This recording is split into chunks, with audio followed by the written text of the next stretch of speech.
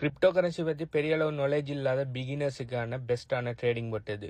இப்போ crypto trading போட்டில் பார்த்தீங்கன்னு சொன்னால் பல வகையான ட்ரேடிங் போட்ஸ் இருக்குது. நான் கிரிப்டோ கரன்சியில் ஸ்பாட் ட்ரேடிங் செய்கிற ட்ரேடிங் போட் மட்டும்தான் ரெக்கமெண்ட் பண்ணுறேன். அதை தாண்டி future trading, margin trading, option ட்ரேடிங்லாம் அதெல்லாம் ட்ரேடிங் இல்லை, அதெல்லாம் கேம்பிளிங், அதுக்கெல்லாம் நான் எதுவுமே ரெக்கமெண்ட் பண்ணுறதில்ல. நான் கதைக்கிறது ஸ்பாட் ட்ரேடிங் மட்டும். ஸோ ஸ்பாட் ட்ரேடிங் செய்கிறதுக்குன்னு சொல்லியே பல வகையான ட்ரேடிங் போட்ஸ் இருக்குது. ட்ரேடிங்கில் 3 வகையான ட்ரேடிங் இருக்குது.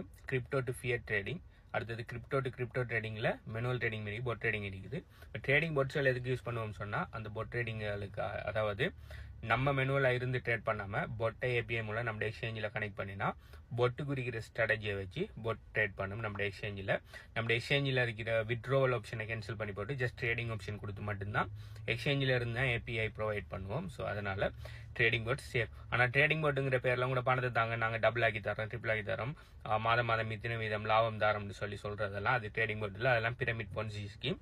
அதுகளில் இருந்து தவிர்த்துங்க. ரியல் ட்ரேடிங் போட்டுன்னா ட்ரேடிங் பொட்டுக்குண்டு நீங்கள் உங்களோட ட்ரேடிங் பண்ணுற அந்த ஃபண்டை நீங்கள் கொடுக்க மாட்டீங்க.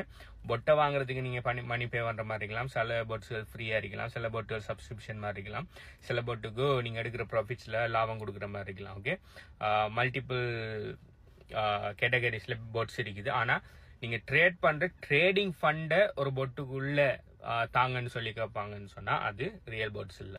ஸோ இப்போ நீங்கள் நார்மலாக மேனுவல் ட்ரேடிங் பண்ணக்குள்ள ஃபண்டமெண்டல் அனாலிசிஸும் பண்ணணும், டெக்னிக்கல் அனாலிசிஸும் பண்ணணும், மார்க்கெட் சென்டிமெண்ட்ஸை வச்சு நீங்கள் ட்ரேட் பண்ணணும். அது நிறைய லேர்னிங் கவரி. நான் பொட் ட்ரேடிங் பண்ணக்குள்ள நீங்கள் ஃபண்டமெண்டல் அனாலிசிஸ் கட்டாயம் பண்ண தான், ஆனால் நீங்கள் டெக்னிக்கல் அனாலிசிஸ் பண்ண தேவையில்ல. ஒவ்வொரு பொட்டுக்கும் வித்தியாசமான ஸ்ட்ராட்டஜிஸ் இருக்குது. அதே மாதிரி ஒவ்வொரு பொட்டுக்கும் வித்தியாசமான ரிஸ்க் மேனேஜ்மெண்ட் இருக்குது. அதுக்கேற்ற மாதிரி பொட்ஸ்கள் உங்களோட ஃபண்டை ட்ரேட் பண்ணிக்கொள்ளும். நீங்கள் பொட்டை மேனேஜ் பண்ணுற மட்டும் தான் உங்களோட வேலை. ஸோ இது பொட் பார்த்தீங்கன்னு சொன்னால் ஒரு பேசிவ் வே ஆஃப் ட்ரேடிங். மற்றதை பார்த்தீங்கன்னு சொன்னால் நீங்கள் மெனுவலாக ட்ரேட் பண்ணுறது ஆக்டிவ் வே ஆஃப் ட்ரேடிங். இப்போ ட்ரேடிங் பொட் ஒன்றில் நீங்கள் இன்வெஸ்ட் பண்ண போகிறீங்கன்னு சொன்னால் நிறைய விஷயம் கருத்தி கொள்ளணும். முதலாவது பொட்டை ஸ்ட்ராட்டஜி என்ன, அந்த நல்ல ஸ்ட்ராட்டஜிங்கிறத முதலாவது பார்க்கணும். ரெண்டாவது, என்ன மாதிரியான ரிஸ்க் மேனேஜ்மெண்ட் உங்களுக்கு தேவை, உங்களுக்கு தேவையான அந்த ரிஸ்க் மேனேஜ்மெண்ட் அந்த பொட்டு விட்டு இருக்குதான்னு பார்க்கணும். ரிஸ்க் மேனேஜ்மெண்ட்டில் ஸ்டாப் லாஸ் போடுற பொட்ஸ் இருக்குது, ட்ரெயிலிங் ஸ்டாப் லாஸ் போடுற பொட் இருக்குது, டாலர் காஸ்ட் அவரேஜ் பண்ணுற பொட்ஸ் இருக்குது. அப்படி வித்தியாசமான ஸ்ட்ராட்டஜிஸில், அதாவது ரிஸ்க் மேனேஜ்மெண்ட் போடுற பொட்ஸ் இருக்குது. அதில் உங்களுக்கு எது விருப்பங்கிறத பார்க்கணும். அடுத்து உங்களோட கேபிட்டல் என்னங்கிறத முதல்ல பார்க்கணும். என்ன மாதிரி லாங் டைமாக ஷார்ட் டைமாங்கிறத பார்க்கணும். அதுக்கேற்ற மாதிரி கோயின் செலக்ட் பண்ணணும். இப்படி நிறைய விஷயங்கள் பார்க்க வேண்டியிருக்குது.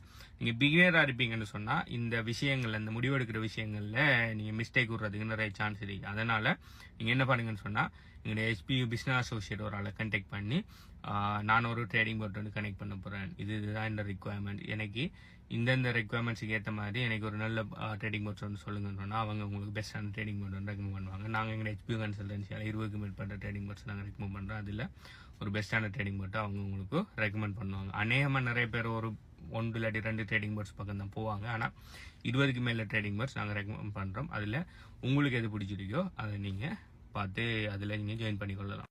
ஸோ நீங்கள் ஆல்ரெடி எங்களோட HPU கன்சல்டன்சியோட பிஸ்னஸ் அசோசியேட் யாரோட பேசியிருப்பீங்கன்னு சொன்னால் அவங்களுக்கு மெசேஜ் போடுங்க.